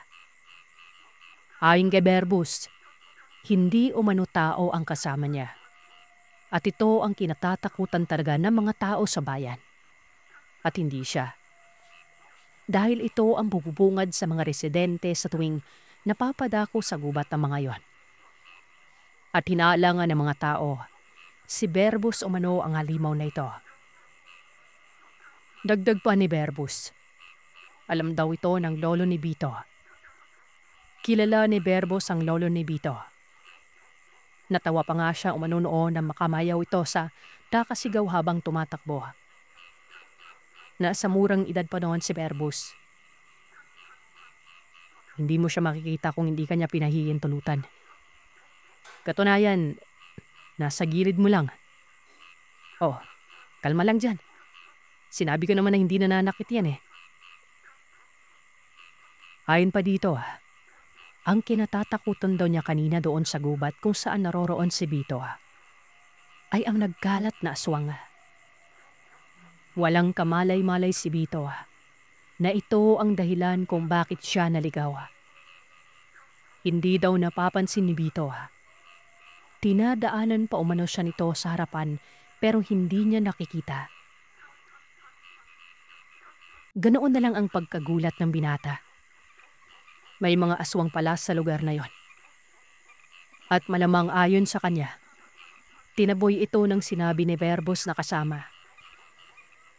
Ito na yung napagkamala ng kanyang lolo na masamang dambuhala. Walang iba kung hindi ang sarangay. Ang tanong lang ngayon, hindi niya alam kung ano ang itsura nito. Kaya noon ay nagtanong siya kay Berbus kung anong uri ba ng nilalang ang sarangay. Ay naman kay Berbus, engkanto umano ang sarangay. Para umano itong tikbalang na may katawan ng hayop at tao. Ang ulo nito, kabayo, ang katawan ay tao. Ang sarangay ay toro umano ang ulo. At ito ang pinakamalakas na engkantong mandirigma ng mga diwata. Sa pagpapatuloy ni Berbus, bata pa umano siya ay kasama niya na ang sarangay. Gubat na umano ang kinadisnan ni Berbus. Wala siyang magulang. Hindi niya alam noon kung bakit siya naiiba sa mga tao. Pero ayon sa kanya, diwata ang nag-alaga sa kanya noong pasti pa siya. Ito na rin ay base sa mga sinabi ng sarangay. Pinagkatiwala umano siya sa sarangay. Pero simulat sa pool ay hindi niya pa nakikita ang diwatang yon. Sobrang namangha si Bito sa mga sandaling yon. Diretso ang pagpapaliwanag de Berbus sa kanyang buhay. Binalot ng hiwaga si Bito. Umiiral pala talaga ang nilalang na katulad ng mga engkanto.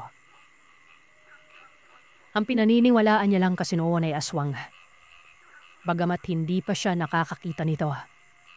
Bukang bibig naman ng mga tao kung ano ang itsura nun. Hindi pa tuluyang dumilim. Nagpaalam si Berbus na aalis muna siya. May bisita nga daw at kailangan niya ding ipaghanda na makakain ito. Nagtanong si Bito kung saan naman pupunta itong si Berbus. Pero hindi na ito nagsalita pa. Sa halip, naghubad ito ng damit pang itaas. At dito, para umano naging binabai si Bito. Papaano ba naman kasi hubog na hubog ang katawan ni Berbus at bakat na bakat dito ang solidong kalamnan. May mga pilat ito. Ang lalaki, nawari ba'y galing sa digmaan. Naglakad si Berbus nun. Sa pagkakaalam ni Bito sa mga puntong yon ay mangangaso itong si Berbus. Pero bakit wala man lamang daw dalang patarim? Yung itak nitong kagagawa lang, nakasabit sa bubong. Hindi na pinagtuunan ng pansin ni Bito. Ilang saglit lang ay bumalit na si Berbus buhat-buhat ang isang usa. Napamura si Bito nun. Papanong nakahuli ng usa ang taong yon? Ang alam niya, sobrang ilap ng usa. Doon ay iniisip niya na lang na baka tinulungan ito ng sarangay. Nakangisi si Berbus. Ang sabi ay masarap daw ang karne ng usa. Wala itong katulad. Inihaw lamang niya ni Berbus at dahil gutom na gutom si Bito, marami siyang nakain. Pero karne lang. Walang kanin-kanin yon. Matapos naman noon, ilabutan siya ng isang bote ng kulafo. Panghimagas umano, baka hindi matunawan ng pagkain nitong si Bito. Si Bito ay hindi talaga umiinom pero sa puntong yon, napasubo ang binata. Nakipag-inuman siya kay Berbos at ang tamaan ng alak. Dito na nagliparan ng sangdamakmak ang katanungan ng binata. Ano ba talaga ang tanga ni Berbos? Ano pa ang kakayanan nito maliban sa mga karaniwan niyang hinala? Tumawa lang si Berbos. Umiling-iling at sinabing kapag isiniwalat niyang lahat, matatakot lang si Bito. Pero dahil nalason na ng alak ang diwa ng binata noon, sinabi niyang hindi siya matatakot sa anumang sasabihin ni Berbos. Nagkaroon umano ng panandaliang katahimikan. Tumayo itong si Berbos at tumingala sa kalangitan. Si Bito naman, nakatuon lamang ang atensyon sa Ginoo. Alam niyang nag-iisip si Berbos at malamang sa malamang ay malalaman niya na ang pagkatao nito. Pero nang humarap umano sa kanya si Berbos, halos mapatalon sa gulat itong si Bito. Papaano ba naman kasi? Sobrang nakakakilabot ang itsura ni Berbos nun. Masahol pa ito sa nakasimangot na aso. Kahit medyo madilim, litaw na litaw ang kulay ng mga mata.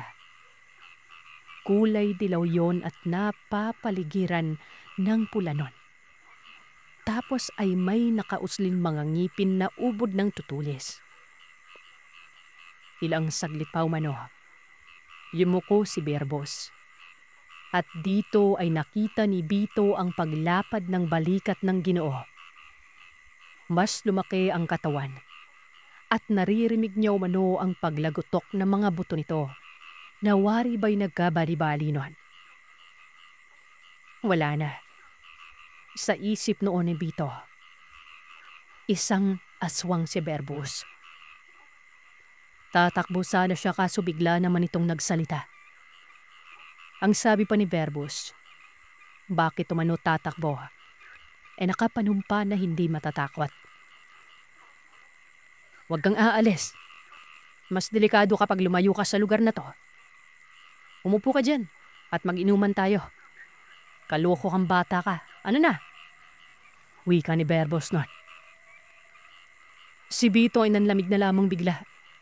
Pinagpawisan ito ng wala sa oras. Yung bote pa ng alak, hindi na napapansin nila tapos na pala ang laman kahit hawak niya pa ito.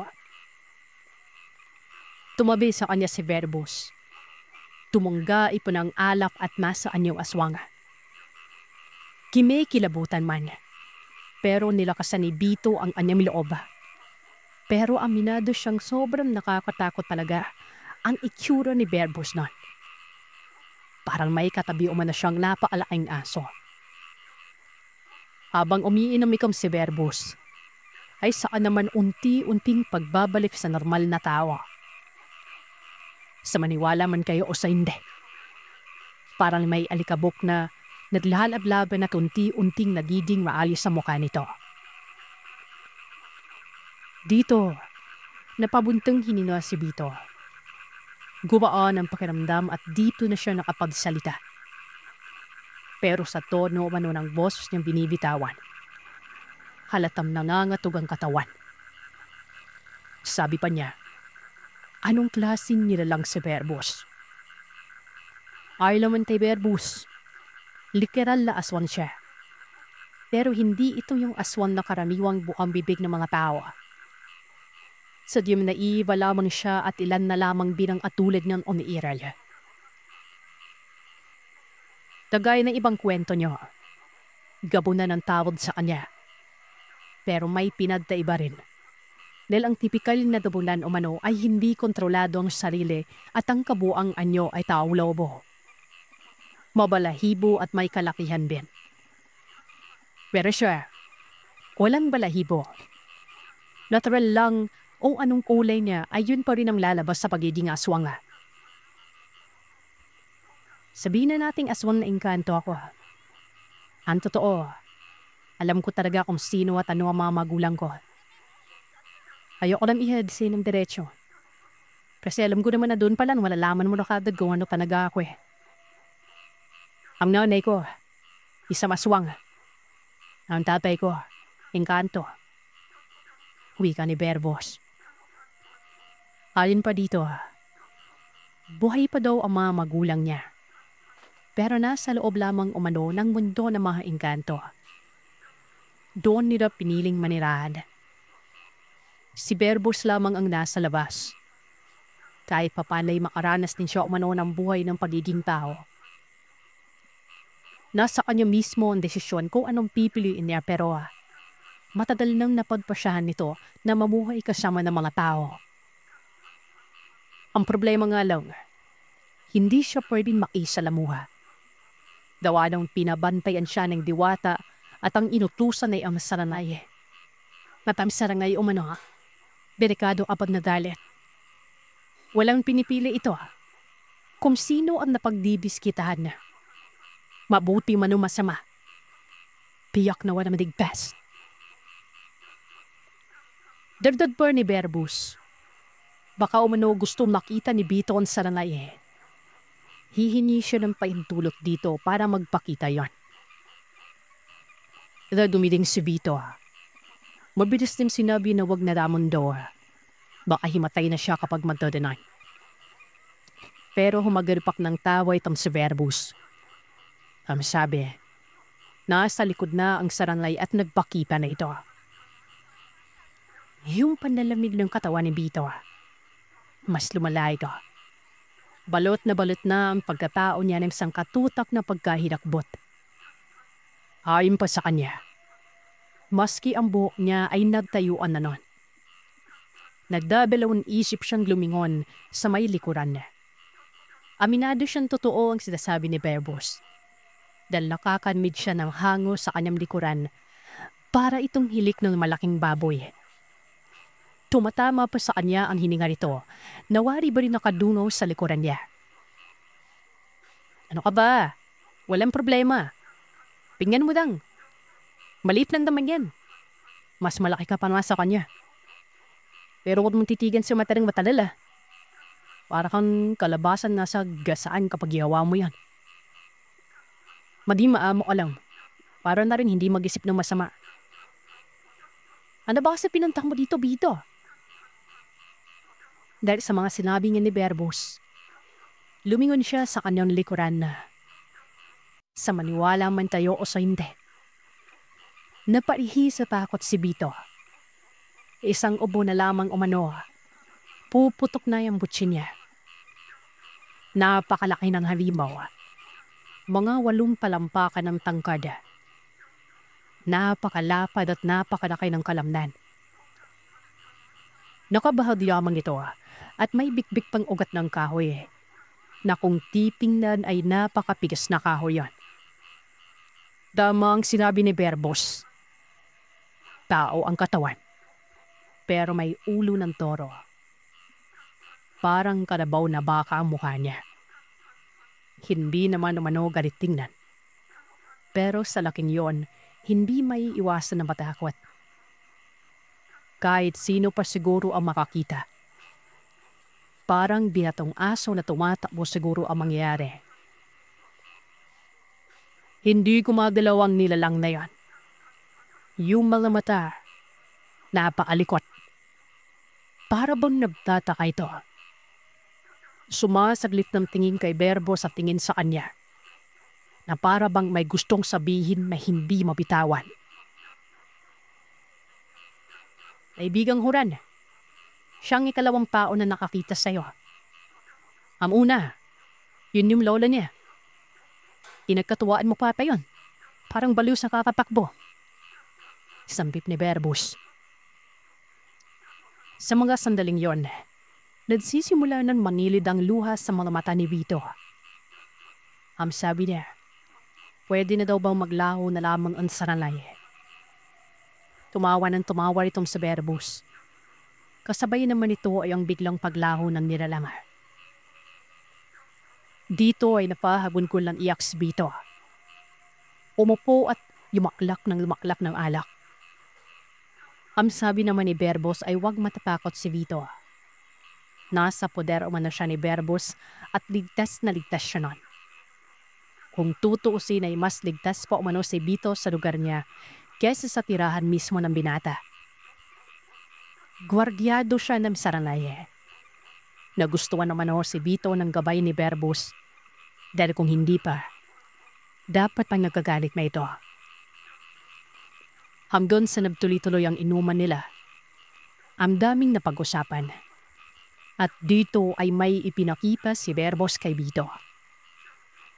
Hain pa sa binapivyo. Isang baday ito na patulis. Tatlong daliri ang kapal at halos isang dangkal ang haba. Nagtanong naman si Vito kung ano ba yon at Vito ay nisi si Verbos at sinabi niya, "Hindi mo ba napansin ang sungay ng Saranay? Naputol ito ng isang sungay niya. Mutya ito, Vito. Hindi ko pa nadagamit. Aanuhin ko naman to sapat na ako sa simpleng nilalang na. Madamalay kakaibang abilidad pero hindi na kinakailangan pa rito. Ano naman gagawin mo dyan, Verbus?" Teka, masusuwa ako. Isarap ng ulo ko. Naimpo lang kasi ako nakainom O ito, sa'yo na to. Tago mo. Huwag na mong ipapakita sa iba. Tubod naman ni Verbos sabay abot ng taman kay Vito. Napangisi ang binata. Kada niyang tinanggap ito at sinabing maraming salamat. Pero nagtanong siya kung para saan naman ang tangang niyon. Anong bisya at gamit? Ang sabi naman ni Verbos, 4 na beses daw ang lakas nito sa mutya sa ngipin ng kalabaw. Huwag lang daw ipaitas sa iba at ipagmaliyabam. Dahil malaki ang posibilidad na pagka-interesan ng gawit at magkaroon ng banpa sa buhay ni Vito. Malalaman umano ng kanyang lolo ito dahil na albularyo yan. Pero sa oras na magtanong ay wag na wag umanong aaminin ni Vito.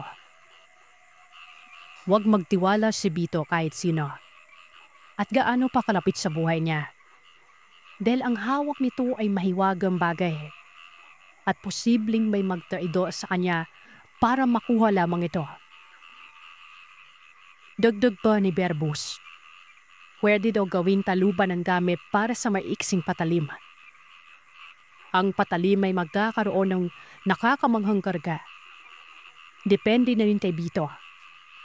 Basta kapag hawak niya na ang gamit, kakapit at kakapit sa kanyang bisa nito.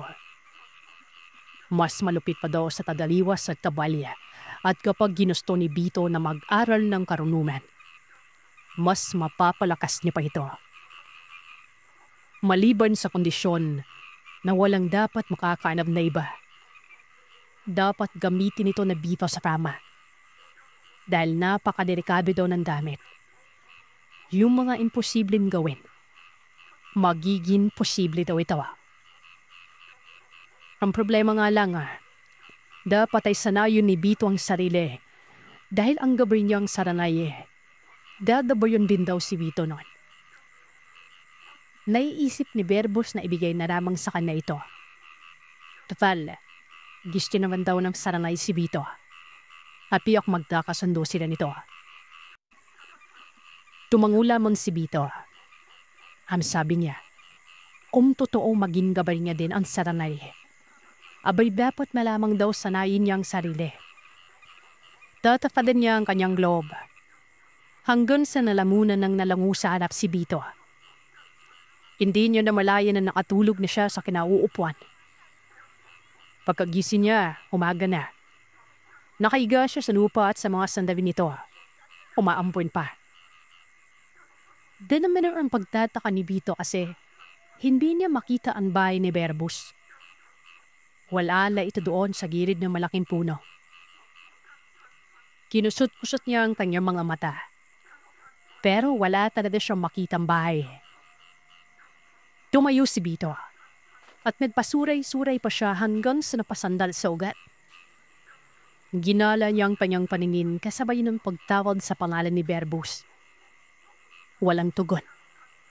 Sa halip, ang tugon na bumabalik ay ang boses lamang niyang umi-echo sa lugar na yon. Napapaisip si Vito na baka panaginip lamang Kung kaya naman sinampal-sampal niya ang kanyang mukha. Pero makatotohanan talaga. Gising talaga siya ng mga sandali yun. Dahil kung panaginip pa ay putol-putol sana ang pangyayari. Nagpatuloy siya sa pagtawag sa pangalan ni Berbus pero wala pa rin siyang makita. Wala siyang ibang nakikita sa lugar maliban na lamang sa gubat. Para umano siyang baliw nun. Iniisip yung maigi ang nangyari kagabi. May ibinigay sa kanya si Berbus. Ang sunay ng saralahe. Naipan niya ito sa kung saan siya umida. Napalangan na lamang si Vito ng mga sandali nito. Ano ang nangyayari? Ang naiwan lang ay yung sunglay. Wala nang mga bakas pang iba. Maging yung mga bote ng alak ay naglaho nun. Yung kinapipirikan sala ng bahay ni Berbus na espasyo ay may mga damo at bagin na ito. Gulong-gulon isip ni Vito. Magpadaron pa man ay pinili niya na lamang na umuwi nun. Pero habang papalayo siya sa lugar, sumisipat siya ng paulit-ulit sa bahay ni Berbus. Ilong sadlip lang nakarinig siya ng pagsigawa. Boses ito ni Berbus. Kaagad namang hinanap ni Vito kung saan daling.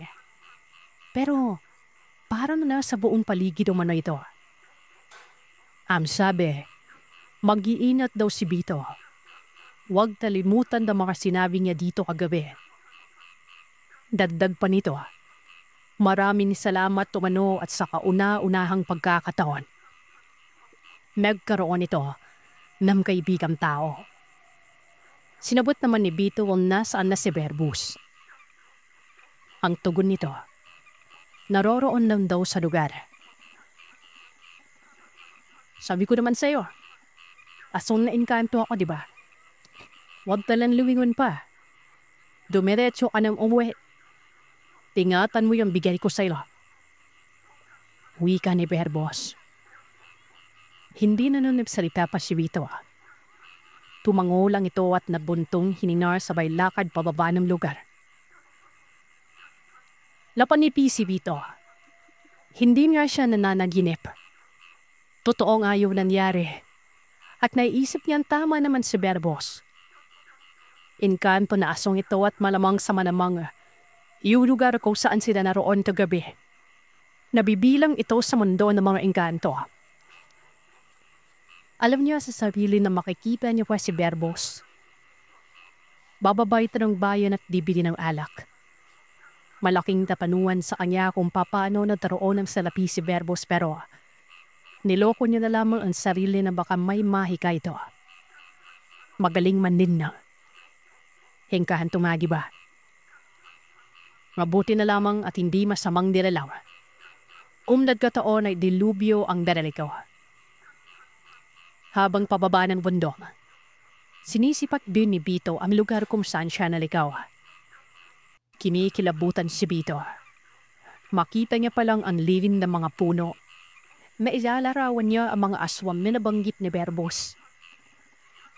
Pero anong klaseng aswang ang nasa loob ng gubat? Sa isip ni Vito. Ilong sablit na nakasilay siya ng 3 tao na papasalubong sa kanya. Medyo nagtaka si Vito.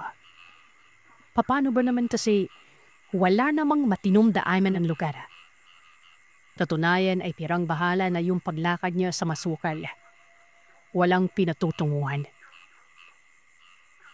Umabig si Vito. Halata kasing sa kanya ito patungo. Pero pagkabig niya ay sumabay din ng 3 tao.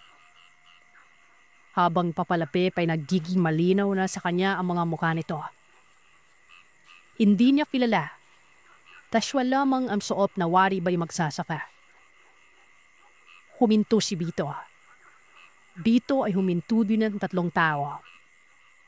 Tapos yung kaninang nakabalin ang tingin sa iba na wari may pinitingnan. Na yun ay nakatuon na sa kanya. Napamura si Vito. Kung hindi siya nagkakamali, ay may gagawin sa kanya ang mga ito.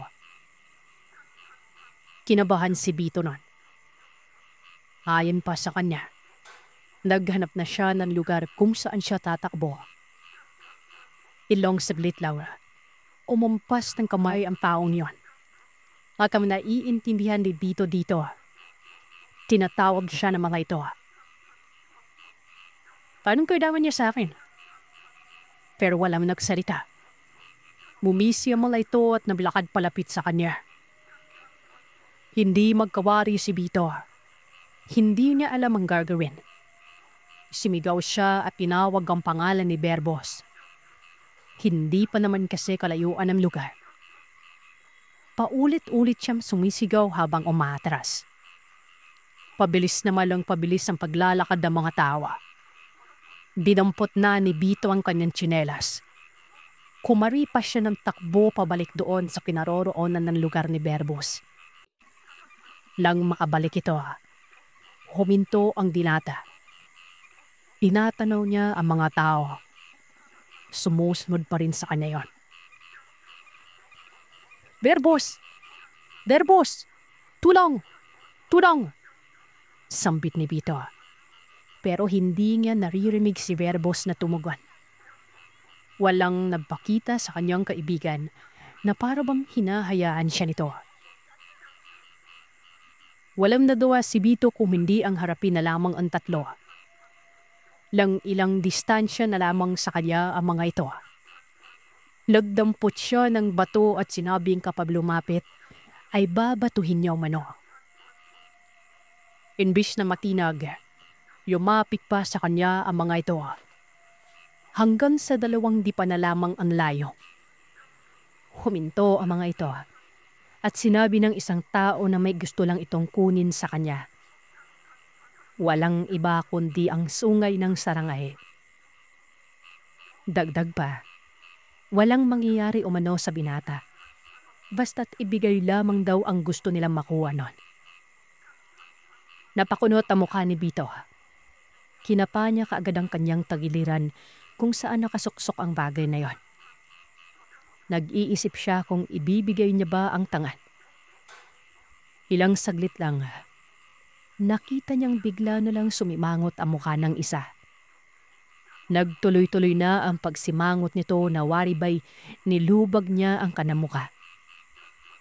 Naging pangit daw yon. Parang baboy na nakasimangot.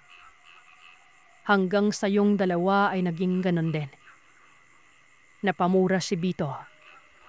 Hindi tao ang mga ito. Kung hindi ito engkanto, malamang sa malamang mga aswang. Pero nakapagtatakam nagpapakita ang mga ito sa araw. Muling nagmungkay ang isa sa mga yon na ibigay na umano sa kanila ang hinihini nila. Gustong-gusto nang ibigay ni Bito ang tangan niya. Pero naiisip niya ang sinabi ni Berbos na huwag ibibigay sa kung sino ang mutya. Pinanindigan niya ito sa harap ng kaibigan. Kung kaya't nararapat lapang na to pa rin niya yon. Sinabi ni Bito na hindi niya ibibigay. Magkakamatayan muna sila bago makuha ang gamit. Pinagkatiwala sa kanya umano ito at walang ibang hahawak nito kundi siya mismo. At iyan ang kwento ng aswang para sa araw na ito. Salamat sa inyong pakikinig. Huwag kalimutang mag-iwan ng komento at sabihin sa akin kung ano ang inyong naisip. Hanggang sa susunod na kwento, matulog kayong mahimbing kung kaya ninyo.